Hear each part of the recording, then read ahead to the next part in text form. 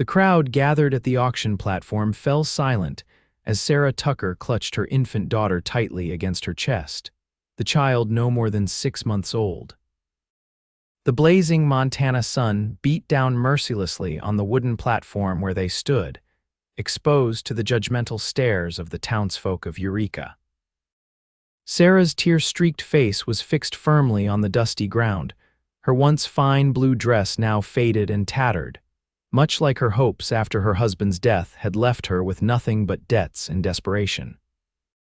$500 for the woman and child, announced the debt collector, his voice cutting through the oppressive silence of the July afternoon in 1878. She's young, strong, can cook and clean, comes with the infant, debts must be settled, folks, who'll start the bidding? The murmurs rippled through the crowd, but few hands raised. A woman with a child was considered more burden than asset in the harsh reality of frontier life. Sarah could feel her heart pounding against her ribs, wondering what cruel fate awaited her and little Emma. The baby whimpered softly, somehow sensing her mother's distress. From the back of the crowd, a tall figure pushed forward. His weathered hat shadowed his face, but his broad shoulders and confident stride parted the onlookers like Moses at the Red Sea. The spurs on his boots jingled with each deliberate step. When he reached the front, he removed his hat, revealing a face tanned by years under the western sun, with kind eyes that contradicted his rugged appearance. 500, he called out, his voice deep and steady. His gaze met Sarah's, and she saw something unexpected there, not the predatory look she'd feared, but something gentler, almost protective. The auctioneer raised his eyebrows. 500 from Mr. Jackson Irwin. Any other bids? The crowd remained silent. Most had come from curiosity rather than intent to purchase, going once, going twice, sold to Mr. Irwin. As Sarah was led down from the platform, she clutched Emma tighter, uncertainty clouding her thoughts. Jackson Irwin approached, settling his hat back on his head. "Mrs.," he began. "Tucker," she supplied, her voice barely above a whisper. "Sarah Tucker." He nodded once. "Mrs. Tucker, I've got a wagon waiting. You and your little one can ride up front with me." As they walked to his wagon, Sarah gathered her courage. "Mr. Irwin, I need to know your expectations." The word caught in her throat. Jackson stopped, turning to face her fully. His expression was solemn but kind. "Mrs. Tucker, I own a ranch 10 miles outside of town. It needs a woman's touch, and I need help running it." He glanced at the baby in her arms. "That little one needs a father, and you need a husband. I'll be father and husband both if you'll have me." Sarah stared at him, stunned by the unexpected proposal. "You want to marry me. You don't even know me." "I know enough," he replied simply. "I know you're brave enough to face that auction block with your head high. I know you love that child enough to endure anything. That tells me more about your character than a year of courting would." He paused, then added softly, "I'm offering you protection, Mrs. Tucker, a home, my name. Nothing more unless you wish it someday." Emma began to fuss, and Sarah gently bounced her, considering his words. What choice did she have? The alternative was unthinkable. "Yes," she finally said. "I accept your offer, Mr. Irwin." He nodded once, helping her into the wagon before climbing up beside her. As the horses pulled away from Eureka, Sarah looked back at the town that had witnessed her humiliation. Then she faced forward, toward an uncertain future with this stranger who had just purchased her and her daughter and offered them both his name. The wagon rattled along the dusty trail, leaving Eureka farther behind with each passing minute. Sarah sat stiffly beside Jackson, her back straight as a board despite her exhaustion. Emma had fallen asleep in her arms, the gentle swaying of the wagon providing an unexpected lullaby. "How old is she?" Jackson asked after they had traveled in silence for several miles. 6 months, Sarah replied, her voice soft but guarded. "Her name is Emma," he nodded, keeping his eyes on the trail ahead. "A fine name, strong." Sarah studied his profile surreptitiously. Jackson Irwin appeared to be in his early 30s, perhaps 8 or 9 years her senior. His brown hair was streaked with gold from the sun, and the beginnings of crow's feet marked the corners of his eyes. He wasn't handsome in the conventional sense that her late husband Thomas had been, but there was something compelling about his weathered features, a steadiness that Thomas had lacked. "The ranch is called Whispering Pines," Jackson continued, breaking into her thoughts. "It's not much to look at yet, but the land is good.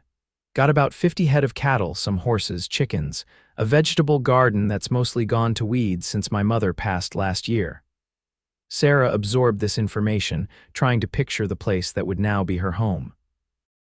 "I'm sorry about your mother. She was a good woman, taught me everything I know about ranching. My father died when I was 14, so she ran the place on her own for years before I was old enough to take over." "That explains it," Sarah murmured. "Explains what?" She hadn't meant to speak aloud. "Why you'd taken a woman and a child that aren't yours. You understand what it means to be alone." Jackson's hands tightened on the reins. "Nobody should face the world alone if they don't have to, Mrs. Tucker." "If we're to be married," Sarah ventured, "perhaps you should call me Sarah." A small smile touched his lips. "Sarah, then." They fell into silence again as the wagon climbed a gentle slope. When they crested the hill, Jackson pulled the horses to a stop. "There it is," he said, pointing ahead. "Whispering Pines." Sarah's breath caught. Below them sprawled a small valley, verdant and sheltered by the surrounding hills. A creek meandered through it, catching the afternoon light like a ribbon of silver. The ranch house itself was modest, a 2-story structure of weathered wood with a wide porch, but it looked solid and well built. A barn stood nearby, along with several smaller outbuildings. In the distance, she could see cattle grazing peacefully. "It's beautiful," she said honestly. "It needs work," Jackson replied, but she caught the pride in his voice. "The house especially. My mother had plans to fix it up before she took sick." As they descended into the valley, Sarah felt a curious lightening in her chest. Perhaps this unexpected arrangement wouldn't be the prison sentence she had feared. At the very least, Emma would have fresh air, space to grow, and now, a semblance of a father. When they reached the ranch house, Jackson helped Sarah down from the wagon, careful not to disturb the sleeping Emma. He led her up the porch steps and opened the door, standing aside to let her enter first. The interior was clean but Spartan, showing clear signs of a home lacking a woman's touch. The main room served as both kitchen and living area, with a large stone fireplace dominating one wall. A wooden table with 4 chairs occupied the center, and a few pieces of mismatched furniture were arranged near the hearth. A staircase along the back wall presumably led to the bedrooms above. "It's not much," Jackson said, suddenly seeming self-conscious. "It's a home," Sarah replied. She meant it as reassurance, but the words caught in her throat as emotion welled unexpectedly. After weeks of uncertainty following Thomas's death, after the humiliation of the auction, the simple security of standing in a solid house threatened to overwhelm her. Jackson must have noticed, for he cleared his throat and said, "Why don't you sit down? You must be tired. I'll bring in your things." Sarah sank gratefully into a chair, cradling Emma. "I don't have anything except what we're wearing," she admitted. Everything was sold to cover the debts. Jackson paused at the door, his expression unreadable. "Well, we'll have to remedy that. For now, my mother's things are still upstairs. You're welcome to anything that fits." He hesitated before adding, "I thought we might ride into town tomorrow. There's a preacher there who can marry us proper, and we can get whatever supplies you need." "Thank you," Sarah said, feeling inadequate in the face of his generosity. He nodded once, then disappeared outside. Sarah heard him unhitching the horses and leading them to the barn. Left alone, she took the opportunity to examine her surroundings more closely. Despite its plainness, the house was indeed clean. The wooden floors had been swept, the few dishes on the shelves were neatly arranged, and there was no dust on the furniture. Jackson Irwin clearly took pride in his home, humble though it might be. Emma stirred and began to fuss, hungry after her nap. Sarah loosened her bodice to nurse her, wondering what Jackson would think of this daily reality of having an infant in the house. She had just finished feeding Emma when Jackson returned. He stopped in the doorway, clearly uncertain whether to enter, his eyes averted. "It's all right," Sarah assured him, having made herself presentable again. She was just hungry. Jackson entered, carrying a small crate. "Found these in the storehouse." Some of my mother's preserves from last season. Thought you might be hungry too. Sarah's stomach rumbled at the mention of food, betraying how long it had been since she'd eaten properly. Jackson set the crate on the table, revealing jars of preserved peaches, pickled vegetables, and blackberry jam.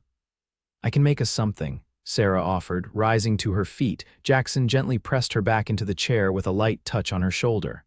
Rest, you've had a hard day. I may not be much of a cook, but I can manage bacon and eggs. As he moved around the kitchen, gathering supplies and stoking the fire in the stove, Sarah watched him with growing curiosity. This man who had purchased her freedom and offered his name was an enigma.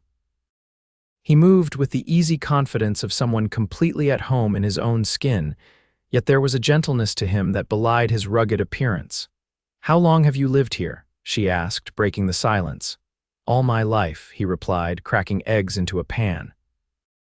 "My father built this house when he married my mother. I was born in the room upstairs that'll be yours now." "And you've never married?" The question slipped out before she could think better of it. Jackson's movements slowed slightly. "Never found the right woman." "Or perhaps the right woman never found me." He glanced over his shoulder with a hint of a smile. "Most ladies don't fancy life this far from town." "I think it's peaceful," Sarah said truthfully. "It can be lonely," he admitted, turning back to the stove, "but there's a beauty to it too. You'll see when you've been here a while." He spoke as if her staying was already a settled fact, not the uncertain arrangement it truly was. As Jackson served their simple meal, Sarah contemplated the strange turn her life had taken. That morning, she had awakened in the cramped room above the general store where the owner had allowed her to stay after Thomas's death, knowing she was to be auctioned off to cover her husband's debts. Now, she was sitting in a ranch house miles from town, preparing to marry a man she had just met. Yet somehow, as they ate together in the warm kitchen with Emma contentedly sleeping in her arms, Sarah felt the first tendrils of hope taking root in her heart. Whatever Jackson Irwin's reasons for bringing her here, whatever his expectations might be, he had given her and Emma something precious a chance. Night fell quickly in the Montana wilderness, the vast sky transforming from azure to indigo in what seemed like minutes. Jackson lit several lamps around the main room, casting a warm golden glow that made the simple surroundings appear almost cozy. "I'll show you to your room," he said after they had finished eating and cleaning up. "You must be tired."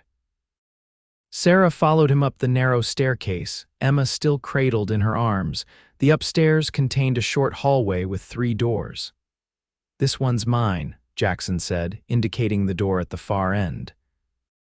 "This middle one was my mother's sewing room, but it might make a good nursery for Emma when she's older." He opened the remaining door. "And this will be yours." The bedroom was small but neat, dominated by a wooden bed frame with a patchwork quilt in faded blues and greens. A chest of drawers stood against one wall, and a rocking chair occupied the corner near the window. The room had clearly belonged to a woman Jackson's mother and Sarah felt a strange mixture of gratitude and intrusion. "There are some of my mother's nightclothes in the top drawer," Jackson said, hovering awkwardly in the doorway. "They might be a bit large on you, but they'll do until we can get you something of your own." Sarah nodded, unable to find words for the tumult of emotions within her. She had gone from owning nothing, not even her own freedom, to being offered a home, clothing, and protection in the space of a single day. "Jackson," she said finally, using his given name for the first time. "Why did you do this, truly?" He was silent for a long moment, his expression thoughtful. "I could say it was just Christian charity," he began slowly, "or that I needed help around the ranch. Both would be true, but not the whole truth." He shifted his weight, clearly uncomfortable with such personal disclosure. "When I saw you standing there with your little girl, I saw someone worth saving. Someone brave enough to endure that public humiliation for the sake of her child." His eyes met hers, steady and sincere. "I've been alone since my mother died. The ranch is doing well enough, but coming home to an empty house each night." He shook his head. "I'm not looking for a love match, Sarah. I know that's not possible given the circumstances, but I do believe we could build something good here, a partnership, a friendship perhaps." A real home for Emma. The honesty of his words touched something in Sarah that had been frozen since Thomas's death and the subsequent discovery of his debts and betrayals. "I appreciate your candor," she said softly, "and your kindness. I'll work hard to earn my keep here." "You don't need to earn what's freely given," Jackson replied, "but I know you will anyway." He smiled, a genuine smile that transformed his weathered features. "Get some rest. Tomorrow will be a busy day." With that, he left, closing the door quietly behind him. Sarah stood motionless for several moments, processing everything that had happened. Then, moving as if in a dream, she found a nightgown in the drawer Jackson had indicated and changed into it, marveling at the feel of clean fabric against her skin after weeks of wearing the same dress. The bed was soft, the quilt warm and comforting. Sarah arranged pillows around Emma to keep her from rolling, then lay beside her daughter, watching her peaceful sleep. Outside the window, she could hear the gentle rustling of pine trees in the night breeze, the whispering pines that gave the ranch its name. "We're safe, Emma," she whispered, brushing a finger against her daughter's velvet cheek. "I don't know what tomorrow brings, but tonight we're safe." With that comforting thought, Sarah closed her eyes and fell into the deepest sleep she had known since before Thomas died, lulled by the whispering pines and the knowledge that, for the first time in months, she didn't need to fear the dawn. The morning light filtered through the curtains, casting dappled patterns across the quilt. Sarah awoke, disoriented, momentarily confused by the unfamiliar surroundings until the events of the previous day came rushing back. Emma was already awake beside her, contentedly chewing on her fist and making soft, cooing sounds. "Good morning, sweet girl," Sarah murmured, gathering her daughter close. The simple joy of waking without dread was a luxury she had almost forgotten. After nursing Emma, Sarah searched through the chest of drawers and found a dress that, while somewhat large, was clean and serviceable. She managed to pin and tuck it in strategic places to make it fit reasonably well. The mirror above the dresser revealed a woman she barely recognized, thinner than she had been before Thomas's death, with shadows under her eyes, but with a certain determination in her gaze that had been absent for months. The sound of movement downstairs told her that Jackson was already awake. Taking a deep breath to steady herself for whatever this new day might bring, Sarah gathered Emma and descended the stairs. Jackson stood at the stove, his back to her as he tended to something cooking in a cast iron skillet. He had already been outside. His boots were dusty, and his shirt sleeves were rolled up to his elbows, revealing strong forearms tanned by the sun. "Good morning," Sarah said. He turned, and for a moment, something flickered across his face, surprise, perhaps, or appreciation. "Good morning," he replied, his voice gruff but not unkind. "Sleep well, better than I have in months," she admitted. "Thank you," he nodded, turning back to the stove. "Breakfast is almost ready, just simple flapjacks, I'm afraid. We'll get more supplies in town today." Sarah settled Emma on a blanket on the floor, giving her a wooden spoon to play with. "Can I help with anything?" "There's coffee in the pot," Jackson said. "Cups are on that shelf." The domestic normalcy of the moment struck Sarah with unexpected force. How long had it been since she'd shared a quiet breakfast with anyone? Thomas had rarely been home in the mornings, always rushing off to whatever business venture had captured his interest that week. She pushed the bitter thought away as she poured 2 cups of coffee, placing one near Jackson. "Thank you," he said, seeming surprised by the simple gesture. He slid a plate of flapjacks onto the table. "It's not much, but it'll keep us until we reach town." They ate in companionable silence, interrupted only by Emma's occasional babble.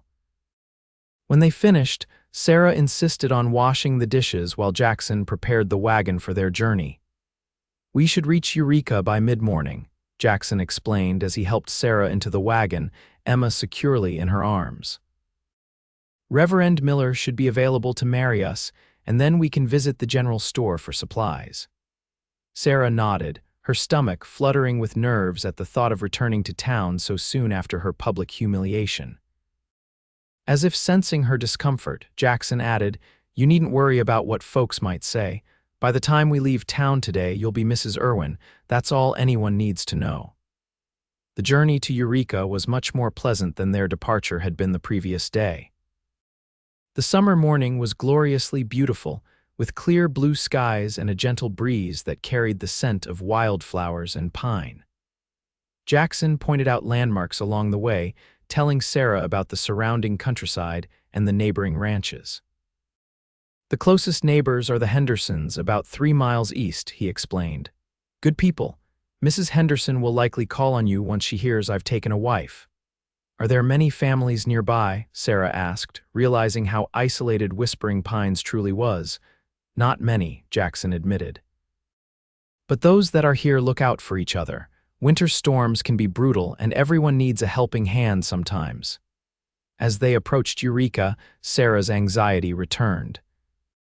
The town consisted of a single main street with various businesses lining both sides: a general store, a saloon, a blacksmith, and a few other establishments.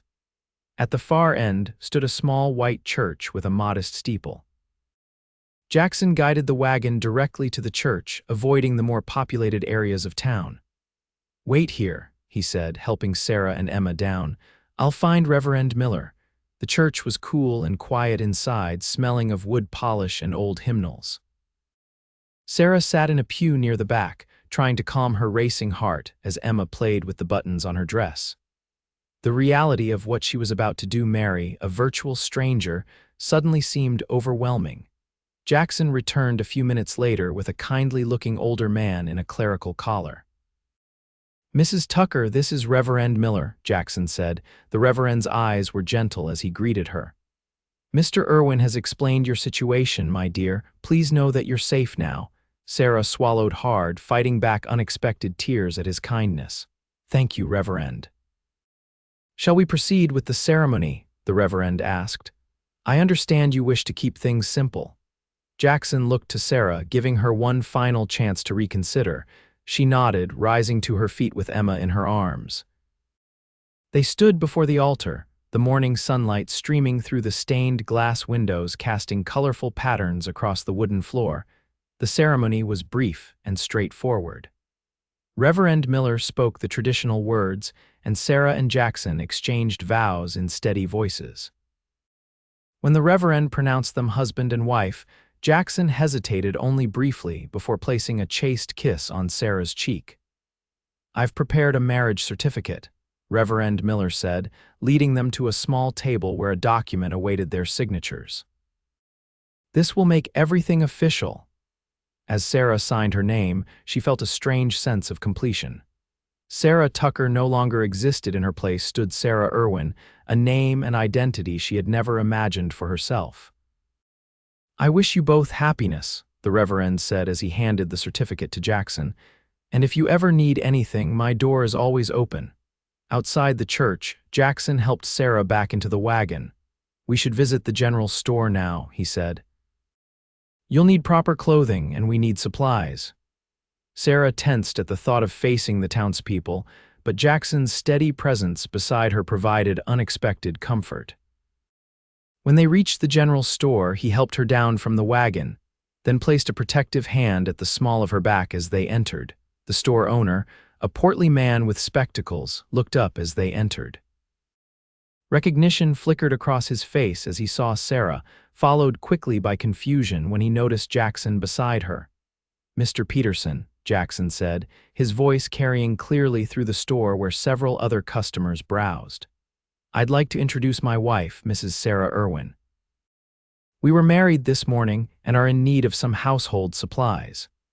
The deliberate introduction, spoken loudly enough for everyone to hear, was Jackson's way of establishing Sarah's new status. The whispers began immediately, but Sarah stood taller, drawing strength from Jackson's unwavering presence. Of course, Mr. Irwin, Peterson replied, recovering quickly. Congratulations to you both. What can I help you with today? For the next hour, Jackson insisted that Sarah select whatever she needed: clothing for herself and Emma, fabric, sewing notions, toiletries, and other necessities. When she protested the expense, he quietly said, "A man provides for his family, Sarah. Please choose what you need."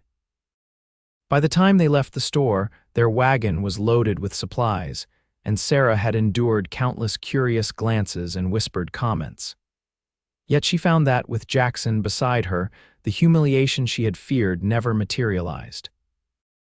Instead, she felt an unfamiliar sense of pride as they left town, heading back to Whispering Pines not as strangers brought together by circumstance, but as husband and wife in the eyes of the law and the community.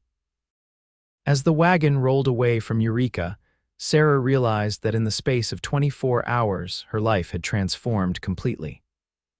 The future that had seemed so bleak now held possibilities she could never have imagined when she stood on that auction platform. Beside her, Jackson guided the horses with steady hands, his profile silhouetted against the vast Montana sky. He had given her his name, his protection, and a home for her child.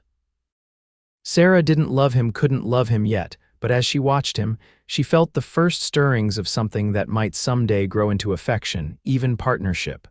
For now, that was enough. Summer slowly gave way to autumn at Whispering Pines, the days growing shorter and the nights cooler as September progressed. Sarah had settled into life on the ranch with surprising ease, establishing routines and gradually transforming the Spartan house into a home. The rooms that had felt empty now bore small touches of her presence: wildflowers in mason jars on the kitchen table, curtains she had sewn for the windows, a patchwork quilt draped over the back of the rocking chair. Jackson had been true to his word, treating her with unfailing respect and keeping a careful distance that sometimes bordered on formality. They shared the work of the ranch but slept in separate bedrooms, their marriage existing as a partnership rather than the union it appeared to be to outsiders.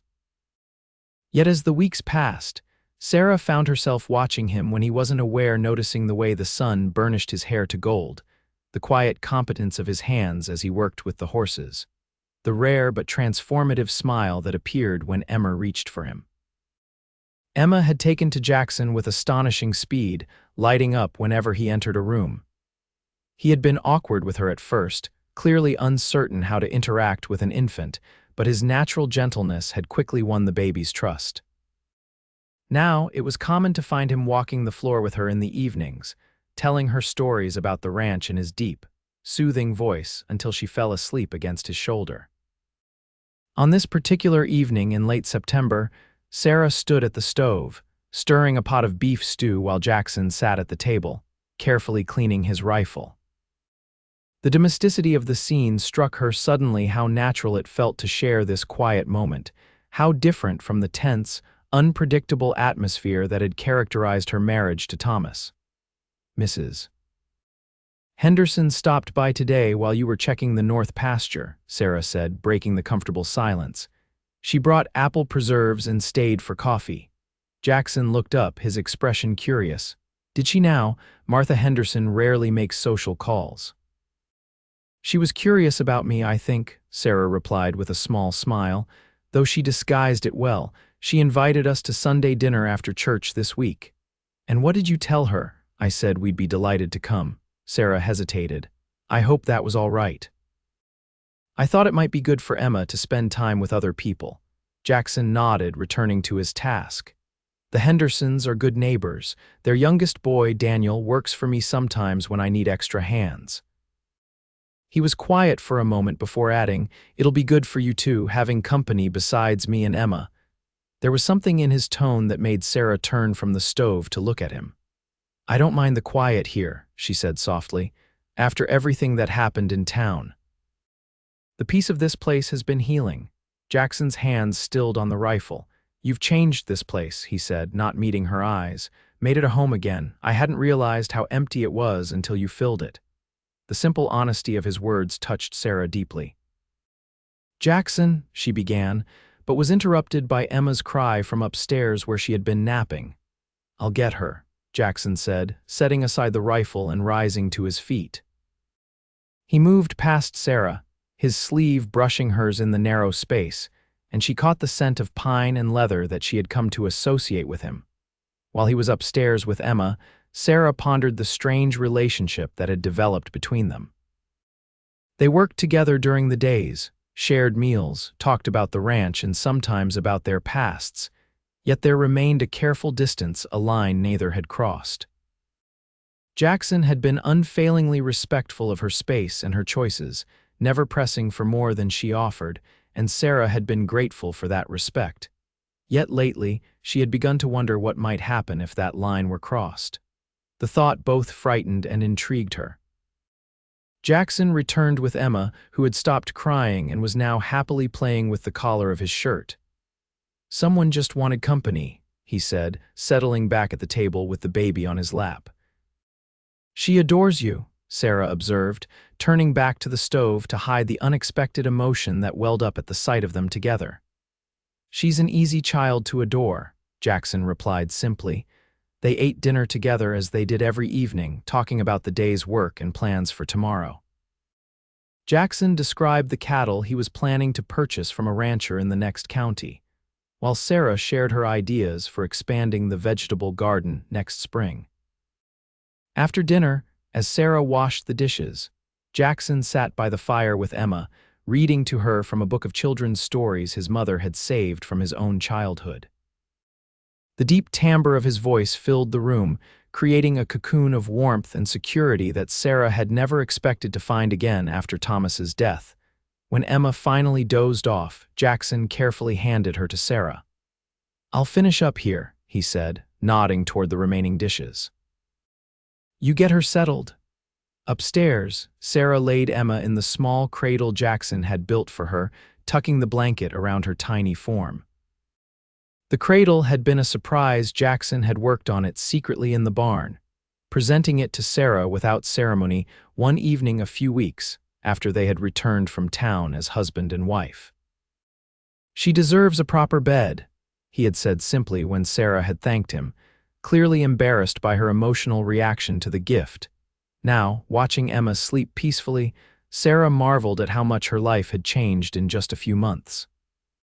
She had gone from desperate widow to auction block to married woman with a home and security, all because Jackson Irwin had decided she was worth saving, as he had put it that first night. When she returned downstairs, she found Jackson sitting on the porch, staring out at the starlit sky. She hesitated in the doorway, suddenly shy. "Emma's asleep?" he asked without turning around. "Yes." Sarah stepped onto the porch, wrapping her shawl tighter around her shoulders against the evening chill. "May I join you?" Jackson shifted to make room for her on the bench. They sat in silence for several minutes, watching as the moon rose over the distant mountains, bathing the landscape in silver light. "Winter will be here soon," Jackson said eventually. "The first snow usually comes by late October." "Is it very harsh here?" He nodded. "Can be. We'll be snowed in at times. I've laid in plenty of supplies, but there's still more to do before the weather turns." Sarah thought about what it would mean to be truly isolated here, cut off from town and neighbors by deep snow and freezing temperatures. Strangely, the prospect didn't frighten her as it might have once. "I've been thinking," Jackson said, breaking into her thoughts, "that you might want to write to your family. Let them know you're safe. I could post letters next time I'm in town." Sarah stiffened slightly. "I don't have family," she said, her voice carefully controlled. "My parents died when I was 16. I was working as a shopgirl when I met Thomas. He was my only family until Emma came." Jackson turned to look at her, his expression troubled. "I'm sorry, I shouldn't have presumed." "You couldn't have known." Sarah stared out at the darkened landscape, gathering her courage before adding, "Thomas wasn't who I thought he was when I married him. He was charming, educated, full of dreams and ambitions, but he was also reckless with money and—" She paused, the old pain still sharp, and with his vows, understanding dawned in Jackson's eyes. "He was unfaithful," Sarah nodded, unable to speak for a moment. "I discovered it after his death, along with the debts. He'd borrowed money from everyone in town, promising investments that never materialized. When he died in that accident, there was nothing left but creditors demanding payment." Jackson was quiet for a long moment. "You deserved better," he finally said, his voice low and intense. "So did Emma," Sarah replied, her throat tight with unshed tears. Without warning, Jackson reached over and took her hand, his calloused fingers enfolding hers with gentle strength. The simple touch broke something inside Sarah, a dam she had built around her emotions since Thomas's betrayal. Tears spilled down her cheeks before she could stop them. "I'm sorry," she whispered, trying to pull her hand away to wipe at her face. Jackson held fast, his other hand reaching up to brush a tear from her cheek with unexpected tenderness. "Don't apologize for feelings, Sarah, not ever." They sat like that for what seemed like hours, her hand in his. The night sounds of the ranch surrounding them, crickets chirping, the soft nickering of horses in the barn, the whispering of the pines that gave the ranch its name. The moment felt fragile, significant in ways Sarah couldn't yet articulate. When she finally stood to go inside, Jackson rose with her but didn't release her hand. "Sarah," he said, his voice roughened by emotion, "I want you to know that I meant what I said that first day. I'll be whatever you need me to be: provider, protector, friend, nothing more unless you wish it." She looked up at him, really seeing him in the moonlight, the strength in his features, the kindness in his eyes, the careful restraint that had characterized his every interaction with her. "Thank you," she whispered, "for everything." He nodded once, finally releasing her hand. As Sarah went inside to check on Emma one more time before bed, she felt something shift between them, a deepening of trust, perhaps, or the first tentative step towards something that might someday be more than the convenient arrangement it had begun as. Upstairs in her room, Sarah stood at the window, looking out at the starlit landscape of whispering pines. Jackson remained on the porch below, a solitary figure keeping watch over the ranch and over her and Emma. The realization brought with it a sense of security she had never known with Thomas. Despite all his grand promises and romantic gestures, Thomas had offered her the world but delivered only heartbreak. Jackson had promised only honesty and respect, yet had given her so much more: a home, security, and the beginnings of healing. As Sarah prepared for bed, she found herself wondering what it might be like to truly be Jackson's wife in every sense of the word. The thought no longer frightened her as it once had. Instead, it kindled a warmth low in her belly, a gentle awakening of feelings she had thought buried with her first marriage. Not yet, she told herself as she slipped beneath the quilt, but perhaps someday soon. The first snow came earlier than expected, sweeping down from the mountains in mid-October with little warning. Sarah awoke to find the world transformed, the familiar landscape of whispering pines blanketed in pristine white that glittered in the morning sun. Emma, now nearly 9 months old and becoming more mobile by the day, pressed her tiny hands against the window glass in wonder, babbling excitedly at the unfamiliar sight. Sarah lifted her daughter, bundling her in a warm shawl before carrying her downstairs. Jackson was already up, stoking the fire to combat the sudden chill that had settled over the house. He looked up as they entered, his face lighting with a smile at the sight of Emma's wide-eyed fascination. "Someone's impressed with her first snow," he observed, setting aside the poker and crossing to them. "It's beautiful," Sarah agreed, gazing out the window at the transformed landscape. "But I imagine it makes the work more difficult." Jackson nodded, gently taking Emma when she reached for him. "It does, but we're well prepared. I checked the barn already. Animals are all fed and comfortable." As he spoke, Emma patted his bearded cheek with her small hand, a gesture of affection that had become common in recent weeks. Jackson's relationship with the baby had deepened steadily, transforming from awkward carefulness to genuine attachment. He now spoke to her as naturally as Sarah did, telling her about his day's work or the animals on the ranch. "She's trying to stand," Sarah said, watching as Emma bounced energetically in Jackson's arms. "I found her pulling herself up on the furniture yesterday." "Is that so?" Jackson held Emma at arm's length, regarding her seriously. "Planning to run the ranch already, Miss Emma?" The baby giggled, a sound that never failed to warm Sarah's heart. It had been rare in the tense months after Thomas's death, but since coming to Whispering Pines, Emma's laughter had become a daily blessing.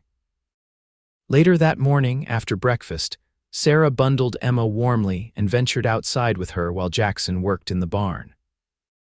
The snow crunched satisfyingly beneath her boots as she carried Emma around the yard, showing her the icicles hanging from the eaves and the way their breath formed white clouds in the crisp air. "Your first winter, sweet girl," Sarah murmured, pressing a kiss to Emma's rosy cheek. And a far better one than I could have hoped for just a few months ago. The sound of approaching hoofbeats drew her attention. A rider was making his way up the snow-covered trail to the ranch, hunched against the cold. As he drew closer, Sarah recognized Daniel Henderson, the teenage son of their neighbors who sometimes worked for Jackson. "Mrs. Irwin," Daniel called, touching the brim of his hat as he reined his horse to a stop nearby. "Pa sent me to check if you folks are all right after the storm." "And Ma sent this." He held out a wrapped bundle that Sarah suspected contained food of some kind. "That's very kind of your parents, Daniel," Sarah replied, shifting Emma to one arm so she could accept the package. "We're quite well, thank you. The snow came suddenly, but Mr. Irwin was prepared."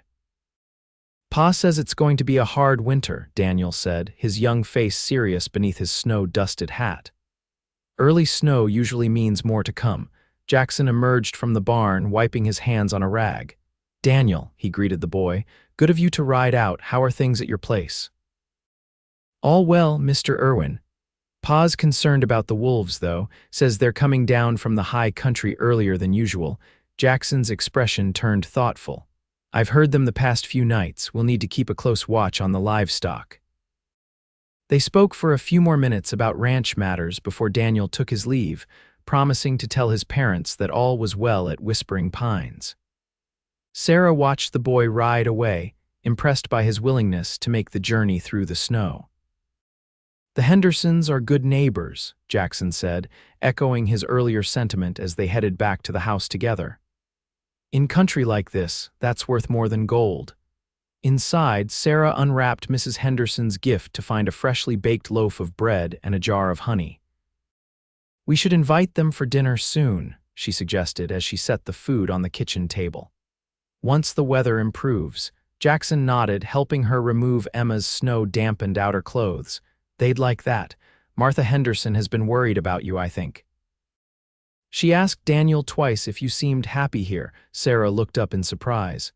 "She did, Jackson confirmed, hanging the tiny coat near the fire to dry. "Folks wondered about our quick marriage, of course. There was talk in town." Sarah felt her cheeks warm with embarrassment, remembering the whispers and stares when they had visited Eureka after their wedding. "I'm sorry if I've caused you trouble with your neighbors." Jackson's expression turned serious. "You've caused no trouble, Sarah. What happened to you after your first husband's death wasn't your doing." He paused, then added more softly, "And I'd make the same choice again, seeing you there on that platform." The simple declaration hung in the air between them, weighted with meaning that Sarah was only beginning to understand. Before she could respond, Emma let out a hungry cry, breaking the moment. As Sarah settled in the rocking chair to nurse her daughter, Jackson busied himself stoking the fire and adding more wood. The domesticity of the scene struck her again how natural it felt now, how far they had come from those first awkward days of their arrangement. "I'll need to ride into town tomorrow if the weather holds," Jackson said as he worked. "We're low on coffee and I want to check if there's mail." Sarah nodded, stroking Emma's downy head as she nursed. "Be careful on the trails. Daniel said more snow is coming." Jackson glanced over at her, a smile playing at the corners of his mouth. "Worried about me, Mrs. Irwin?" The teasing note in his voice was new, a sign of the ease that had grown between them over the past months. Sarah felt her cheeks warm again, but this time with a different kind of heat. "Someone has to be," she replied lightly. "You certainly don't worry enough about yourself." Jackson's smile widened into a rare, full grin that transformed his usually serious face. "That's what wives are for, I suppose." "Among other things," Sarah said before she could think better of it. A charged silence followed her words, filled with unspoken possibilities. Jackson's eyes held hers for a long moment before he turned back to the fire, but not before Sarah caught the flicker of heat in his gaze that had nothing to do with the flames before him. That evening, after Emma was asleep upstairs, Sarah and Jackson sat before the fire as had become their custom. The wind had picked up outside, whistling around the eaves of the house and making the flames dance in the hearth. The warm, firelit room felt like a sanctuary against the cold darkness beyond. Sarah had brought her mending basket down and was working on one of Jackson's shirts, repairing a tear in the sleeve. Jackson sat nearby, whittling a small piece of wood that was gradually taking the shape of a toy horse. "For Emma," he explained when Sarah inquired about it. "For Christmas, my father made one for me when I was a boy. She'll love it," Sarah said softly, touched by his thoughtfulness. They worked in companionable silence for a while, the only sounds the crackling of the fire, the scrape of Jackson's knife against wood, and the occasional howl of the wind outside. It was peaceful in a way. Sarah had never known her first marriage to be a quiet contentment that required no constant conversation or entertainment. "I've been thinking," Jackson said eventually, his eyes on his work. "The room next to yours, my mother's old sewing room. I could fix it up proper as a nursery for Emma. She'll need her own space soon enough." Sarah looked up from her mending, studying his profile in the firelight.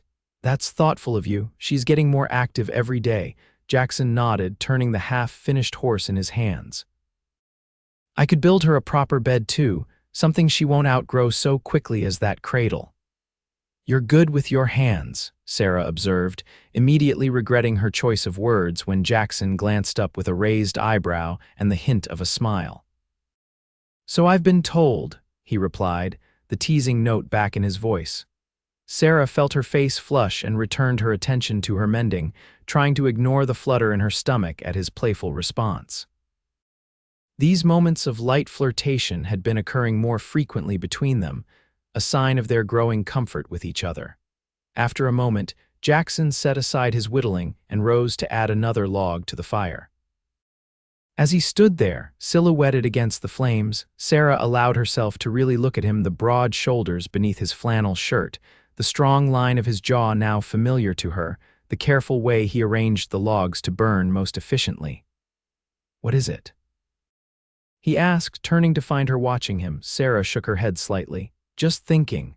About," she hesitated, then decided on honesty, "about how different you are from Thomas. He was all flash and charm, but there was nothing solid beneath it.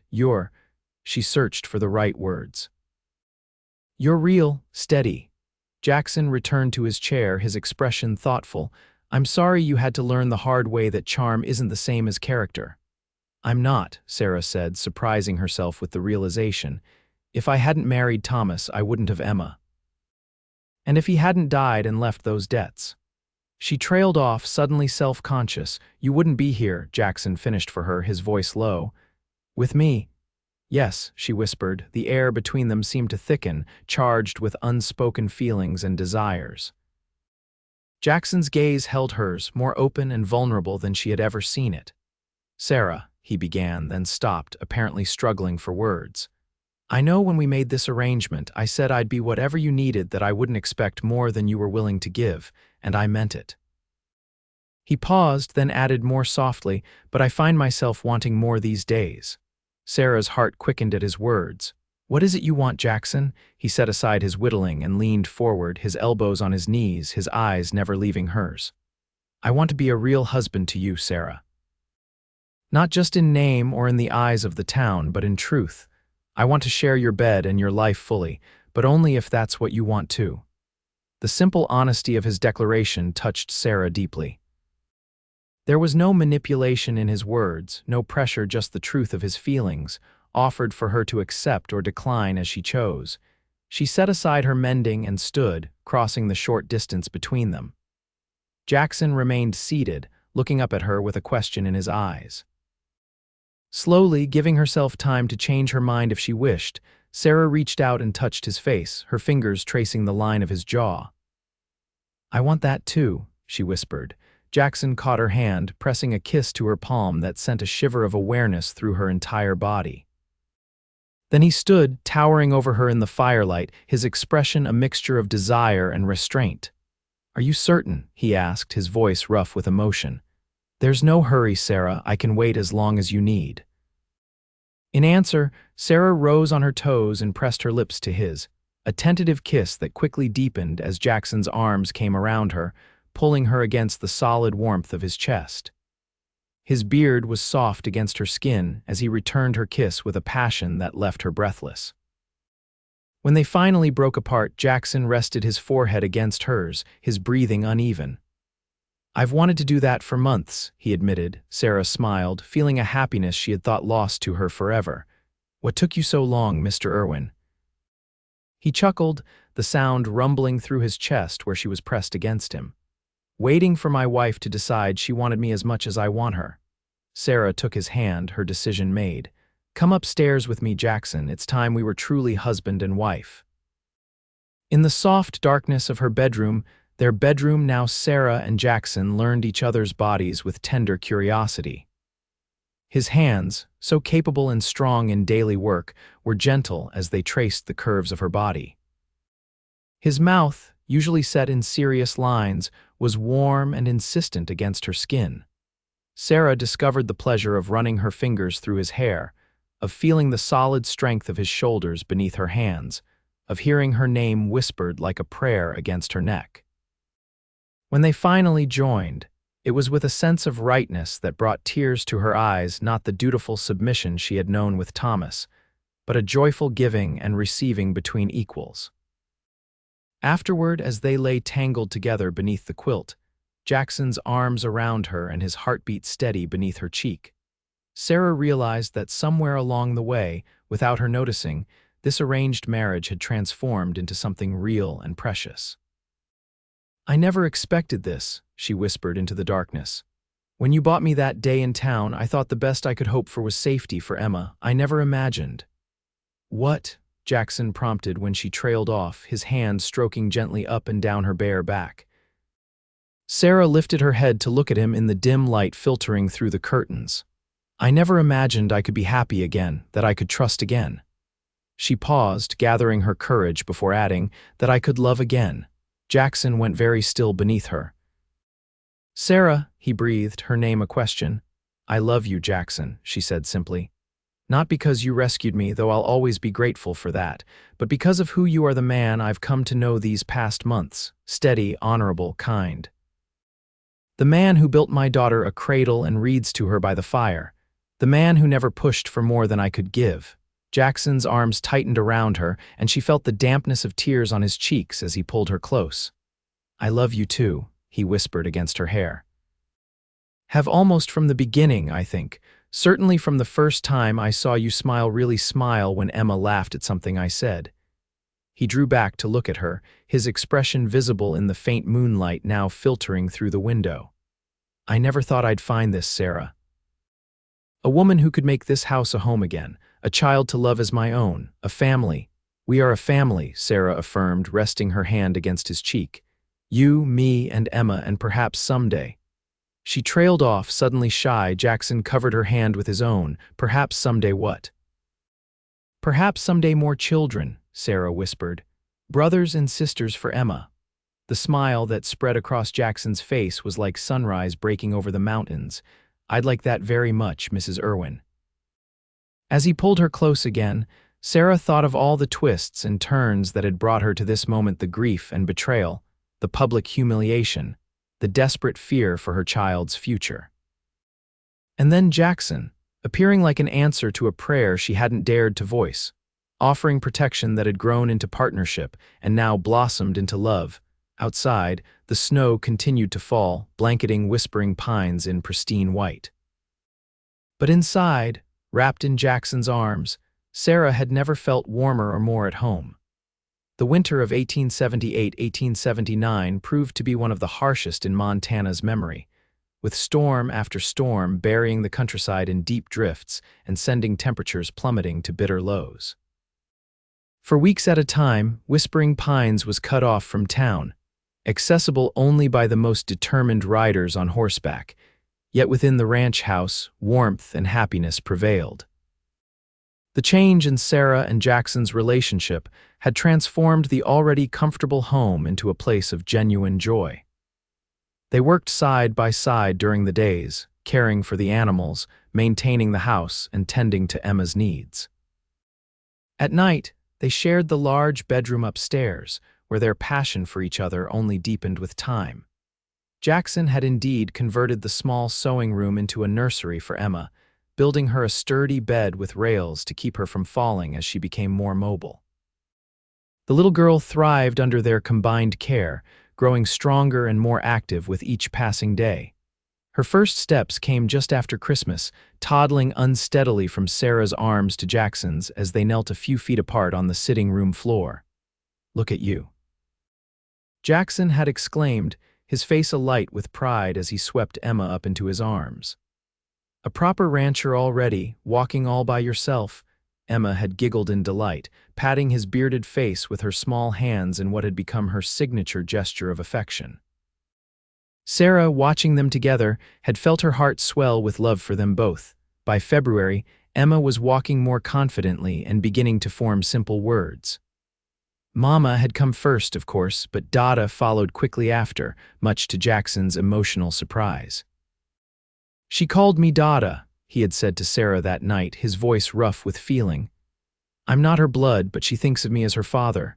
"You are her father," Sarah had replied firmly, "in every way that matters."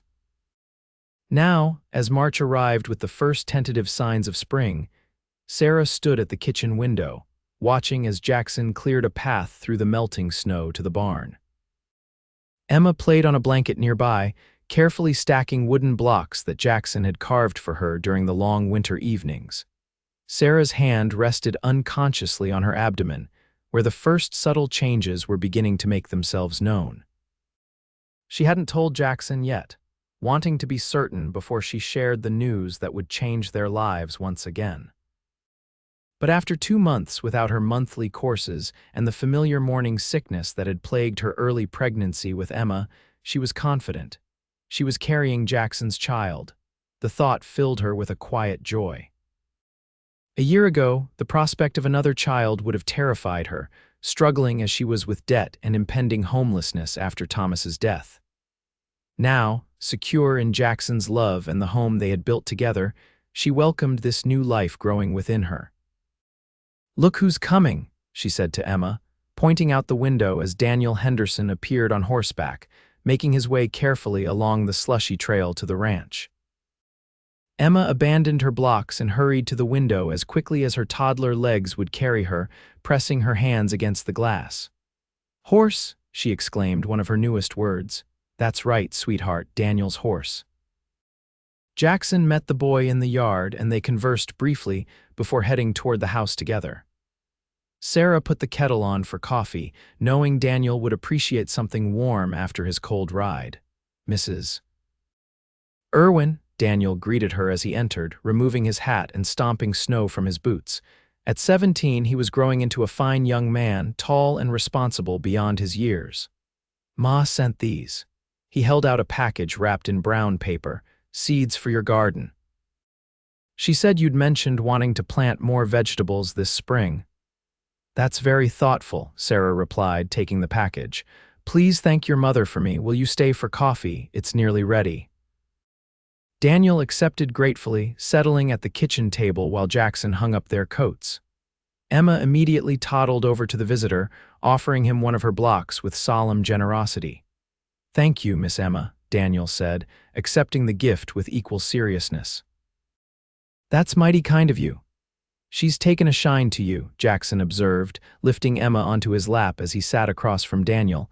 "Smart judge of character, my girl, my girl." The simple phrase, spoken with such natural affection, warmed Sarah's heart as she poured coffee for the men. Jackson had fully embraced his role as Emma's father, referring to her as his daughter without qualification or hesitation.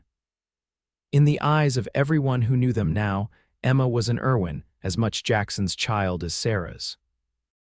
As they sat together, Daniel shared news from town and the surrounding ranches. The spring thaw was beginning, though slowly, and the Hendersons were planning a gathering once the trails were fully clear. "Pa says to tell you he's got 2 new stallions if you're still looking to improve your stock," Daniel told Jackson. "Fine animals brought in from Kentucky last fall." Jackson nodded thoughtfully. "I'll ride over next week if the weather holds." "The cattle came through winter well enough, but we lost that old plow horse in January.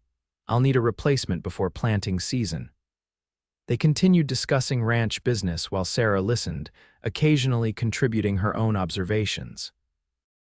Over the winter months, Jackson had begun including her in decisions about Whispering Pines, respecting her practical intelligence and growing knowledge of ranch operations. It was another way in which their marriage had evolved into a true partnership. After Daniel departed, promising to convey their thanks to his parents for the seeds, Jackson turned to Sarah with a questioning look. "You're quiet today," he observed, setting Emma down with her blocks again. "Are you feeling well?" Sarah smiled, touched by his perceptiveness. "I'm fine." "Just thinking." Jackson moved closer, resting his hands lightly on her waist. "Thinking about what?"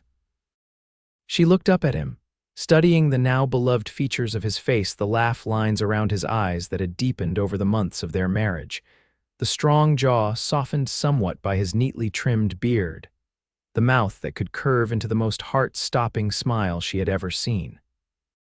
"About how much has changed in a year," she said truthfully. "Last March I was alone and afraid, with a baby and debts I couldn't pay.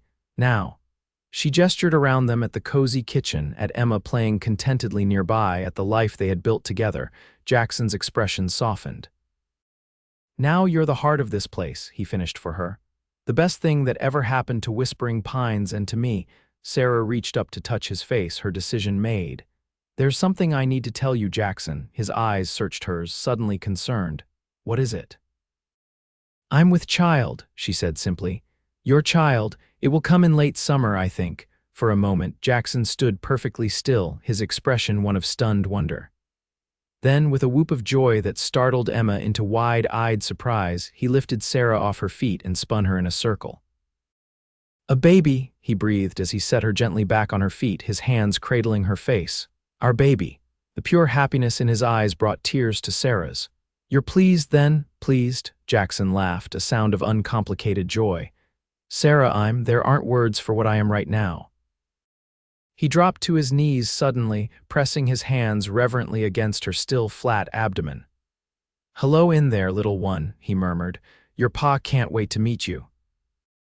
Emma, curious about this unusual behavior, toddled over and placed her small hand next to Jackson's larger one on Sarah's stomach.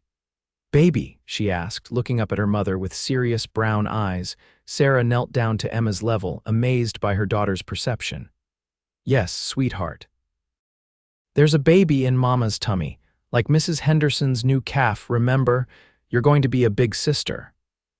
Emma seemed to consider this information carefully before nodding once, apparently satisfied. She patted Sarah's stomach gently, then wandered back to her blocks, content with this new knowledge. Jackson helped Sarah to her feet, his expression still one of awe. "When did you know?" "I suspected for a few weeks," Sarah admitted, "but I wanted to be sure before I told you." He nodded, understanding. "How are you feeling? Do you need anything? Should we send for the doctor in town?" Sarah laughed softly at his sudden concern. "I'm fine, Jackson. Women have been having babies since the beginning of time, most with far less comfort than I have here." She leaned up to kiss him lightly.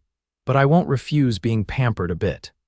That evening, after Emma was asleep in her new bed in the nursery, Sarah and Jackson sat before the fire as was their custom. But tonight, there was a new energy between them, a shared secret, a shared joy. "I never thought I'd have this," Jackson said softly, his arm around Sarah as she leaned against him. "A wife I love, children, a family of my own." Sarah tilted her head to look up at him. "Did you never consider marriage before? You must have had opportunities." Jackson was quiet for a moment, thoughtful. "There were a few young women in town over the years who might have said yes if I'd asked, but none that made me want to ask." He tightened his arm around her shoulders. "None like you, even though our beginning was so unusual." "Especially because of that," Jackson said. "Seeing you on that platform, holding Emma, refusing to break even in that terrible moment. I knew you were stronger than any woman I'd ever met, and when you looked at me with those defiant eyes, I was lost." Sarah turned in his arms, surprised by this revelation. "You never told me that before." Jackson smiled slightly, a hint of embarrassment in his expression.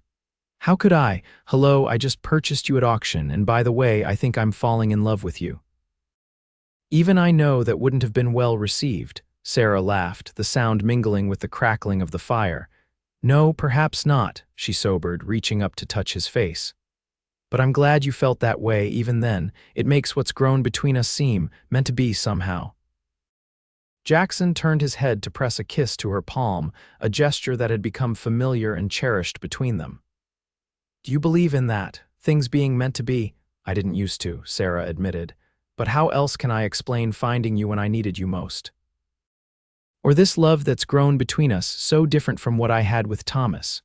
She placed her hand over her abdomen where their child grew. "Or this new life created from that love." Jackson's hand covered hers, large and warm and protective. "Our family," he said softly. "Emma, this new little one, and any others that might come along." "How many children do you want, Mr. Irwin?" Sarah asked teasingly, his eyes crinkled at the corners as he smiled. "As many as you're willing to give me, Mrs. Irwin. This house was built for a family. It's been empty too long."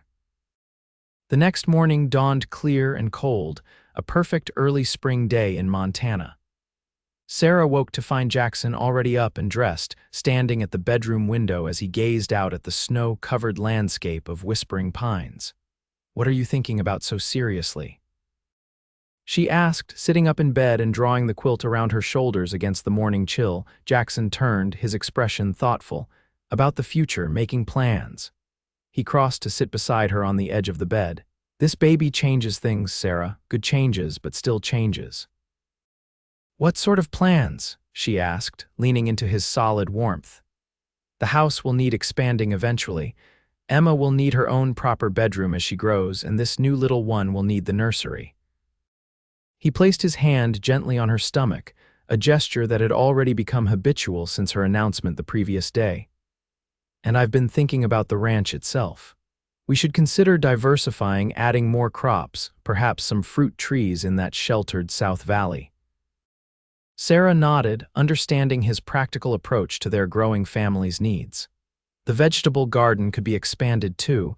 With Mrs. Henderson's seeds and what we already have, we could grow much more of our own food. "Exactly," Jackson agreed, pleased by her understanding. "And I've been saving to buy more cattle. A larger herd means more security for all of us." He paused, his expression growing more serious. "I want to build something lasting here, Sarah, something to pass on to our children someday." The simple declaration touched Sarah deeply. Jackson was thinking not just of their immediate needs, but of the generations to come, creating a legacy for Emma and the child now growing beneath her heart, and any others that might follow. "We'll build it together," she promised, reaching up to touch his face. Later that morning, after breakfast, Sarah wrapped Emma warmly and took her outside to enjoy the sunshine while Jackson worked in the barn. The snow was melting steadily now, revealing patches of earth where the first tentative green shoots of spring would soon appear. As Emma played with a small pile of snow, giggling as it melted between her mittened fingers, Sarah gazed out over the landscape of whispering pines. The ranch house stood solid and welcoming behind them. Beyond it, the barn and outbuildings formed a protective semicircle against the backdrop of pine-covered hills that gave the ranch its name. In the distance, she could see the cattle in their winter pasture, dark dots against the lingering white of the snow. This was home now, not just a place of shelter, but a place of belonging. A place where she was loved, respected, and valued. A place where Emma could grow up safe and happy, and where their new child would be welcomed with joy. Sarah's hand rested on her stomach, still flat, but containing the precious new life that was half her, half Jackson. In the barn, she could hear him whistling as he worked, the sound carrying clearly in the crisp morning air. The simple contentment of the moment brought unexpected tears to her eyes. A year ago, standing on that auction platform in Eureka with Emma in her arms and despair in her heart, she could never have imagined this future. She had expected, at best, a life of servitude at worst, separation from her child and unthinkable degradation. Instead, she had found love in the most unexpected place. A man who had offered protection without demanding submission, a partner who respected her mind as well as her body, a father for her daughter who loved Emma as his own flesh and blood. And now, a father for the child growing within her, a child conceived in love rather than duty. Emma toddled over, her cheeks pink with cold and excitement. "Mama, look," she exclaimed, holding up a pine cone she had discovered beneath the melting snow. Sarah knelt to admire her daughter's treasure. "It's beautiful, sweetheart. Shall we take it inside and show Dada when he comes in for lunch?" Emma nodded enthusiastically, clutching her prize as they walked back toward the house together. As they reached the porch, Jackson emerged from the barn, waving when he spotted them. "My girls," he called, striding toward them with that long, easy gait that had become so dear to Sarah. "Enjoying the sunshine?" "Emma found a pine cone to show you," Sarah replied, smiling as her daughter held up her treasure for Jackson's inspection. He knelt to examine it with exaggerated seriousness. "Well now, that's a fine specimen, Miss Emma. Might be the finest pine cone in all of Montana Territory." Emma beamed with pride, then impulsively threw her arms around Jackson's neck in a fierce hug. "Love Dada," she declared, pressing a wet kiss to his cheek. Jackson's eyes met Sarah's over Emma's dark curls, and she saw in them a depth of emotion that matched her own. "I love you too, little one," he said, his voice rough with feeling, "more than you'll ever know." As they went inside together, Sarah's heart felt full to bursting with love for this family they had created not from blood, but from choice and commitment and daily acts of caring. A family that had begun in the most unlikely circumstances, with a desperate mother, an infant daughter, and a cowboy with a heart big enough to offer them both a home. "I love you," she said simply to Jackson as they reached the door, the words inadequate to express the fullness of her feelings but necessary all the same. He smiled, the expression lighting his entire face as it always did. "And I love you, Sarah Irwin," he replied, his hand gentle on the small of her back as he guided her inside. Now and always. The years passed, bringing changes both expected and surprising to Whispering Pines. Jackson and Sarah's son, William, was born on a warm August night in 1879, arriving with a lusty cry that seemed to announce his presence to the entire ranch. He grew into a sturdy, curious boy with his father's thoughtful nature and his mother's determination. Emma embraced her role as big sister with surprising maturity, helping Sarah with William and later with the twins Robert and Rebecca, who arrived in the spring of 1881, bringing double the joy and double the challenges to the expanding family. The ranch prospered under Jackson and Sarah's combined management. The cattle herd grew steadily, providing a secure income. The vegetable gardens and orchards Sarah established yielded abundant harvests, much of which she preserved for winter use or traded with neighbors for goods they couldn't produce themselves. True to his word, Jackson expanded the house to accommodate their growing family. A new wing was added, providing bedrooms for the children and a dedicated sewing room for Sarah. The original structure was renovated as well, with a larger kitchen and a comfortable sitting room where the family gathered in the evenings. Whispering Pines became known throughout the county as one of the most successful and welcoming ranches in the territory.